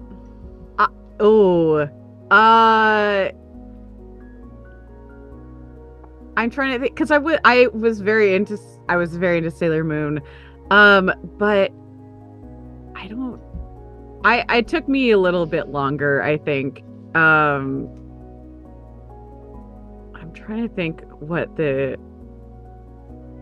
because for me it was probably one of the live act like classic. Oh God, Zorro. It was really Zorro. I don't think for me it was animated. I think it was Zorro. Valid. Catherine Zeta-Jones and Antonio Banderas and Zorro was like I'm like, I should have known. Yeah.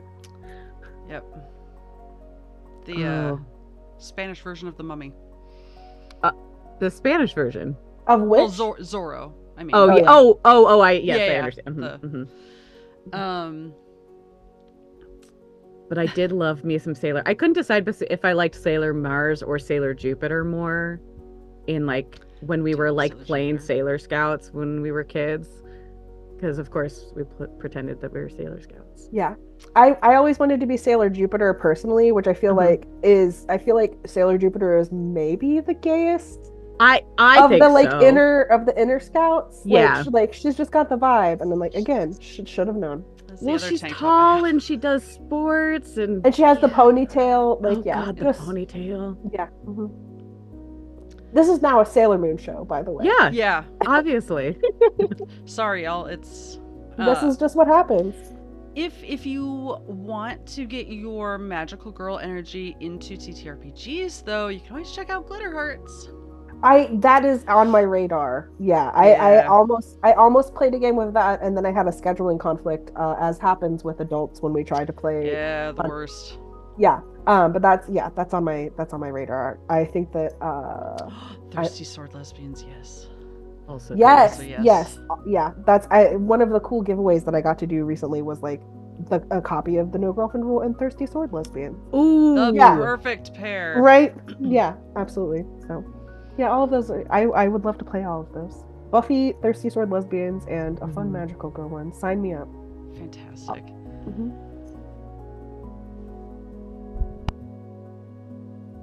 Oh no, you're the coughing cough is catching. I'm It's- sorry. Sorry, It's we were doing tis fine, but like, tis the season where I live. is. It's like when I got back from my little tour, it was literally freezing. A couple days after that, it was 75.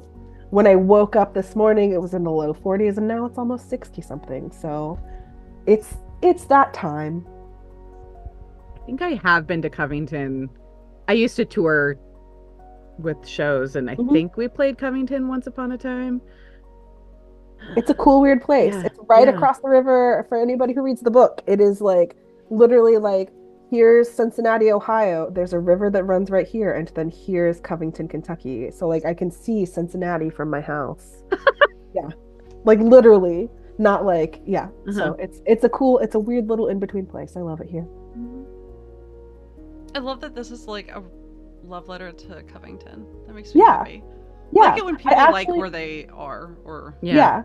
I started writing it as research for moving up here. Like Really? Yeah, and so then like I wrote it, and then like once I moved up here, I was like, oh, I need to like the apartments don't look like that up here. Let me change that. So yeah, yeah, and I love it, and it's great. I love it here. The end. Everybody should move to Covington, and it's really cool. I love that level of research too. I'm a dork. What can I say? Yeah. Not everyone does, and I'm sure makes people who are local appreciate your book even more. Yeah, I have gotten a lot of like local folks have been like, I've never read a book where Eden Park is in it. Like I've never read a book that had stuff from where I'm from, and so I feel like I always love writing where I live, because I feel like especially in YA, a lot of books are like they live a cool life in New York, or like they have this dreamy life in LA. Right. And I grew up in Nashville before Nashville was cool, so like I never felt reflected by any of that. So I love writing about where I live because other people live here too, and I think it's important to share our stories. Like, I want to visit Eden Park. I think that Yeah. sounds like a lovely place to go hang out. I'm going to, I know I'm getting like so off subject here, but I'm going to maybe for like the book has been out in the world for a month, I'm going to do a Covington tour of places that are in the book. So I'm going to That'd be I'm going to do delightful. that. Like my favorite coffee place is the place that inspired the coffee place, and I'm going to check my social media at by C Randall Yes. in the next couple of weeks, because I'm gonna show off all these cool, wonderful places. I love that so much. I'm a big nerd. Also, the sign for East Side neighborhood has been repaired since I wrote the book. Rude. Like literally, I know. Like I'm not even joking. So like there's this like vandalized sign, a mosaic sign, and it's in the book. And the book I had just finished and turned it in, and it went to print. And like 2 weeks later, I was driving home from running some errands, and there was a man out there lovingly repairing it by hand, and I was like, Aw. damn it. I was like, yes, for the neighborhood, ugh, for the book. There's just something too about like, and not that anyone goes out to alienate any of their audience probably, but it's so, it always takes me out of whatever I'm reading or watching when someone is describing something about, you know, where I live, and it's completely wrong. I will use an example for this one because it is not a book and it's big enough that it can take it. I started, also, I know at least some of our audience is familiar with this, I started Grey's Anatomy, and it was like the opening shot of like where the hospital is supposed to be in relation to like the Space Needle. And it was just like everything they did about Seattle was so wrong. So wrong. And I was like, I can't do this. It doesn't need to be perfect. But like at least Frasier just did inside stuff. Like they were like, we will do this one picture out his apartment that is We have one establishing shot. Yeah. Yes. And then everything else will just be neutral. Like you can't tell where it is. And I do think it's like that little something extra, the little lagniappe where it's a nice little thank you local readers for reading. Yeah. And I legitimately, like, I'm from Nashville, I live here now. I legitimately love both of the places that I'm from. And I think it's really special to just share parts. Like, I like to make the settings like almost pieces of character themselves. Yeah. So I know, I just love bringing that to the table. Speaking of special moments, and I think you had touched on this maybe during the break, but I want to circle back around to at least I am older, so when I was in school, I had a lot of the books that were not inclusive and not, you know, diverse, and it was fine. Capital F fine. Dog in hell fine. What did you have, like, going through school? Like, did you have anything that you really looked to as, I wish there were more books like this, or media, this piece of media, like, speaks to me, I wish there was more like it, or anything like that? Or was it just eventually like, you know what, I'm gonna just do this myself? I wish that I had like a fun, nice, like loving answer of like, yeah, I had this one thing that I really loved. The answer is that I didn't. And as somebody who has always been fat and queer and neurodiverse and anxious and et cetera, even I didn't ever prioritize those stories for myself. Because kind of like Hollis, I could not imagine a world where I was the main character. Like even it, like when I was role playing, we talked about role playing. When I was like writing these characters with my friends, I was always writing these like straight size and like abled and like just like these little dream girls for myself. So like no, I didn't have that. And it wasn't until I started writing kids who looked like me, like people who looked like me, that I was like, oh, okay, like these, like I can still tell these stories that I want to tell, and also this whole new take on it. Like it's not just like the regular run of the mill coming of age. There's these layers of like depth that reflect my experience. And like, fully to be corny, I really hope that books like mine, and to like other wonderful fat creators like Crystal Maldonado and Julie Murphy, and to like Jenny Howe does really great like adult romances that just share so much like beautiful pieces of fat experience. Anyway, I could talk forever about that. But I just hope that I write these stories because I didn't have them when I was a kid, and I really hope that a teen can pick this up and can come to a place of self-love before they're in their 30s, because I didn't. There's still like there's pieces of myself that I didn't love until like recently, like a couple of years ago. And it's wonderful here. Like I love loving myself. I'm pretty rad. And that was not, I was not at that place when I was a teen. And I hope that Hollis and folks like Hollis being in books can bring the new generation of kids into like that loving place earlier, because it's rad and we all deserve that. Like we all, like Hollis, we are the main characters of our own story, and I just want a world where everybody can envision that for themselves. And what I was gonna say, what I loved about that depiction too with Hollis too is that like I feel like the few because it's same age range and stuff, I feel like the few like fat characters that we did get as kids were always like trying to fix that or change themselves. And one of the things that I loved about Hollis is that like we see some of the struggles that comes with like being afraid of taking up too much space and like the perils of shopping, God knows. And but like it's not something that she ever feels like she has to change about herself, and that like nobody is like at saying that she needs to change about Yeah. herself, with the, you know, exception of our gatekeepers, who even they aren't really like saying that she needs to be better. It's just they're just assholes. They're just creepy about Right. it. Yeah. Yeah. Which, and also that it's like one facet of who she is. It's not her defining characteristic of like, I'm the fat girl. Like, she is a fat kid in this world, and there are struggles that come with that, but that's not the whole of who she is. She's an artist. She's Yeah. Yep. It's just a one wannabe gamer and eventual gamer, and it's so refreshing to see a character like that. Thank you. Yeah, I am really proud of her. Yeah, she's just been a joy, and I'm hearing from folks who are reading the book now that she really resonates, and it's just like, it's a joy every time it makes me that's why I do this. Like, really true. I know that's so dorky, but like I do this for kids like us, so. Well, and not to skipping the discourse, because heaven knows Twitter has all sorts of capital O opinions.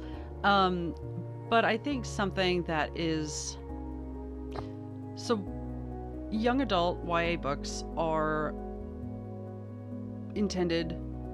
marketed for young adults. But there is absolutely something of value and something to be said for people not in that age bracket, right?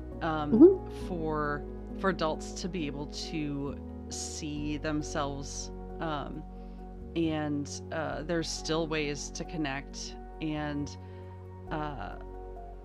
you know, this doesn't, I think this bridges a lot of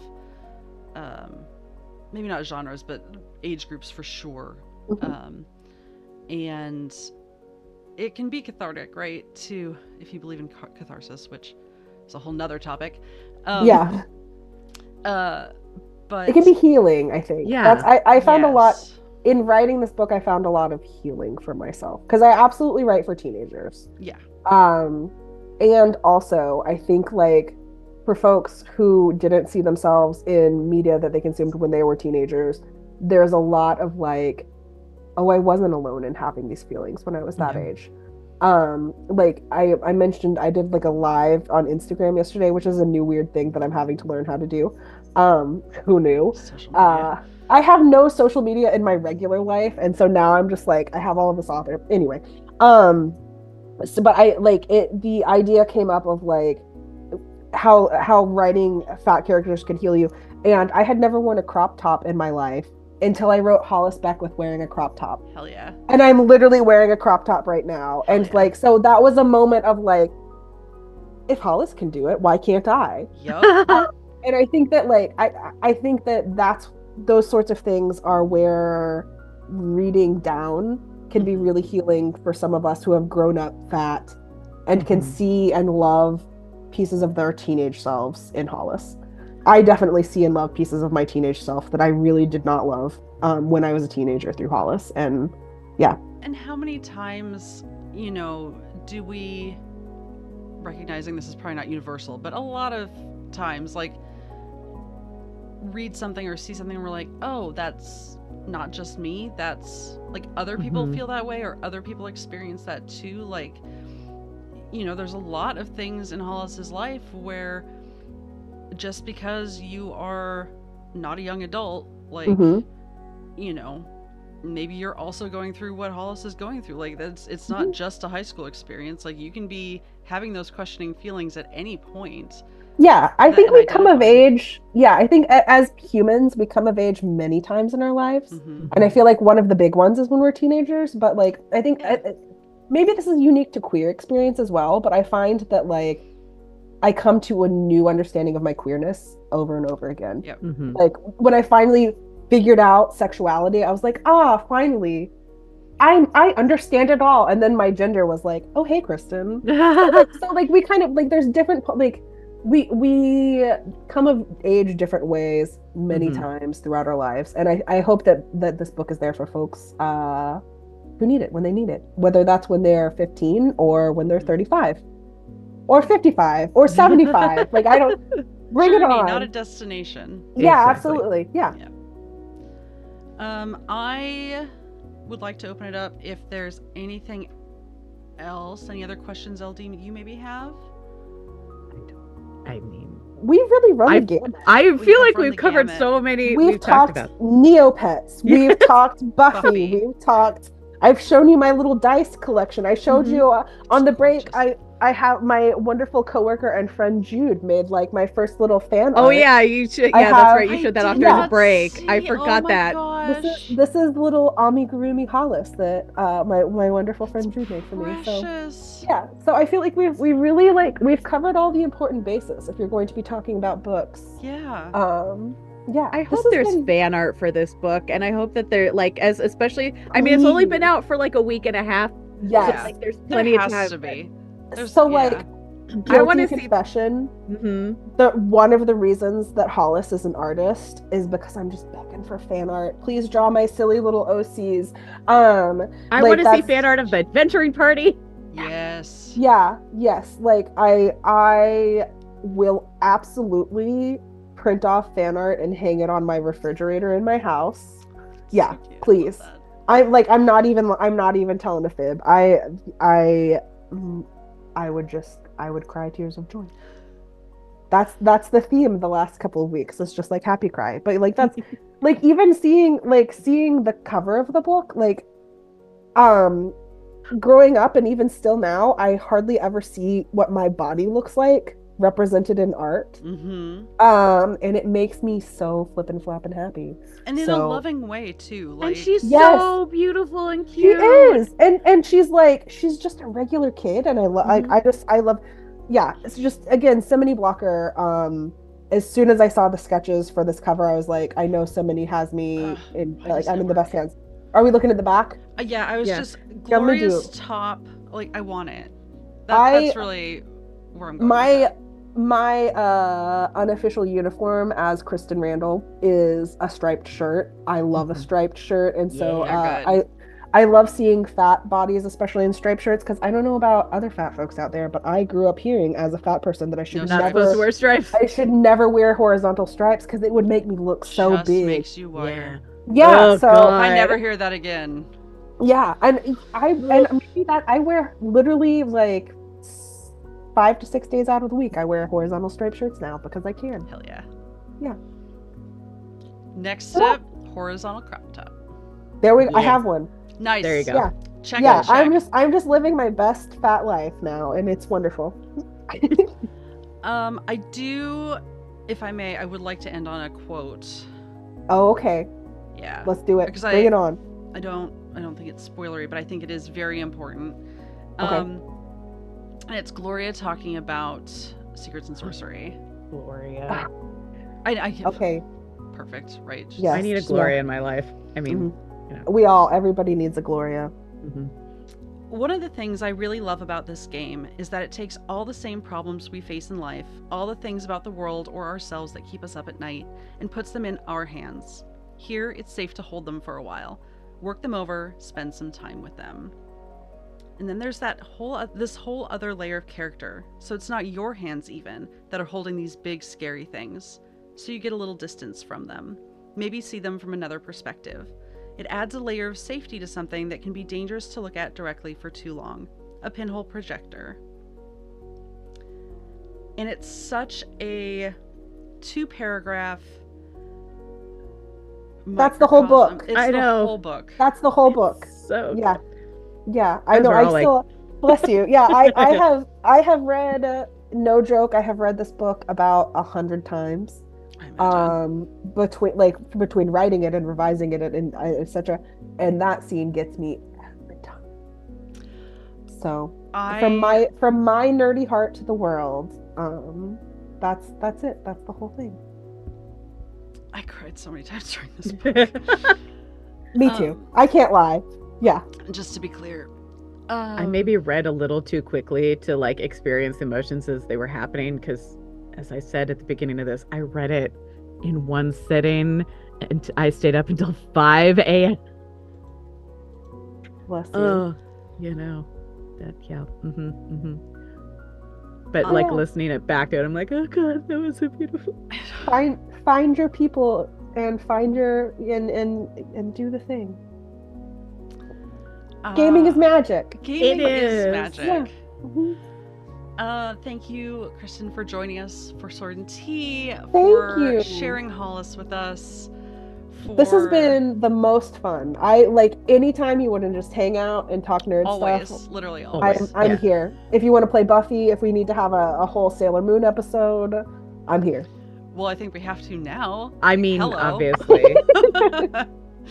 We will. It's a question of what and when, not if. So Here for it. stay tuned, folks. Kristen, why don't you go ahead and tell us a little bit about where people can find you, if you're gonna be Yeah. anywhere, like events. Yeah. Not Yes. being creepy, Mhm. like.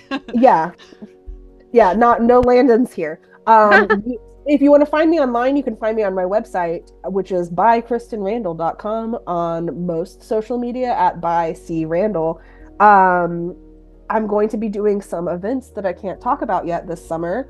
But up next, I believe, is Louisville, Kentucky. Me and Christy Boyce, who also writes nerdy tabletop romance, and Jenna Miller, who writes nerdy forum role-playing romance, are going to be at a novel romance doing an event where there's like a bookish one-shot beforehand, and then we're all going to hang out at a bakery and talk about books. That's April 6th. I'll put it somewhere on my social media Incredible. when I have 2 brain cells to rub together. That sounds like a dream, honestly. I'm Literally, so mad yeah. that's so far away. Like, I mean, Yeah. you know, the like distance wise. This is my real life, that I get to do this kind of stuff as my job. Who knew? Yeah. Also, I support book talks and all that in unexpected places. Like, sure, libraries, sure, schools, sure, bookstores, whatever, but like Yeah. more random Yeah. places. Right. It's run through this like wonderful romance novel book. Like, it's like a romance bookstore, but the store is very small, and we're anticipating a lot of nerds wanting to come hang out and do this. So yeah, it's across the street at the bakery. I'm so excited. I get to do a lot of stuff with Christy Boyce because Christy lives just like an hour further into Ohio, and it has been so much fun to get to hang out with her and talk nerd stuff so much lately. Talking nerd stuff, you gotta love it. Right. Please go follow Kristen everywhere, all the places. Mhm. I'm going to do some back-end stuff, closing up the drawing. So if there's any Okay. last-minute entries, #steadfast in chat. LD, if you want to do a little sign-off self-promotion. Oh, me. I'm just here having a good I'm time. Hi, everybody. Sorry. That's fine. Just let me Just a close little this. thing. Yeah.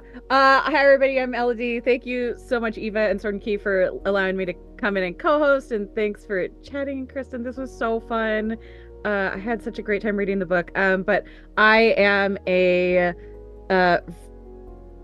what the hell do I do? I stream here on Twitch. I'm currently in the middle of playing through the Dragon Age series again because reasons.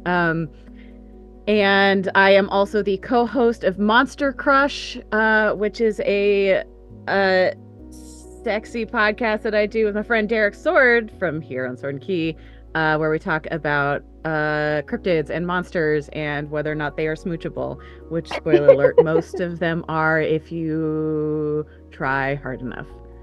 We just had our Mario one come out not too long ago, where we talk about like mushroom people and the tanuki, and that one is like strangely sexy in a weird way. So I highly recommend that. That's been fun. Check that out. I think that's all I've got going on right now. I think. Yeah. Weirdly, strangely sexy. Yeah, I guess that's sort of the sum up of the whole. That's Monster Crush in a nutshell, truly. But Honestly.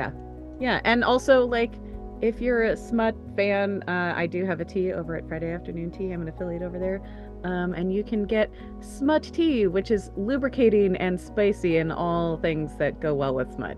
So yeah. Amazing. What a tagline. Yeah. Michael is our winner for Yeah, Michael! the No Yay! Girlfriend rule. I will be in contact as to the best way to get all that to you. Thank you all so much for joining us. Yes. Sword and Tea will be back on Thursday at 4 p.m. Pacific with NL Morrison and the TTRPG Print Weaver, where I will be joined with Mare as my co-host. And this afternoon we have Horizon's Call, our D&D 5e game at 3 p.m. Pacific. And tomorrow at 10 a.m. Pacific, we have session 2 of our Trophy Dark Gift of the Sea nautical horror campaign. So join us for that, and keep an eye on things for upcoming other events and casting calls and all that. And obviously we will keep you posted as to Buffy and Sailor Moon discussions and all of that. I did forget one thing, Eva. Yes. Tuesday night will be the second attempt at the premiere of Gate Night Yes. here as well, which is here on Sword and Key, which is me and Shadow and Derek all playing through Baldur's Gate. Yes. Should mention that Tuesday at we don't 6 know p.m. Pacific. What We had some tech forces gremlins last time. stopped us last time, but Tuesday will be on Tuesday. Yeah. I was like, that's the other thing that I do is that. I'm going to send us all over on a raid to Laura, Laura K483, another side quest team member. They are all playing Call of the Netherdeep. We're working on that. Love you all. Take care of yourselves. Read the No Girlfriend rule. Spread the word. Thank and you. Yeah. we will see you next time. Later. Yeah. Eventually. Pet your pets, hydrate, take your meds, all of the things. And be kind to each other. Don't be a dingus. Don't be a dingus. The tagline. Perfect. Bye. Bye, y'all. Bye.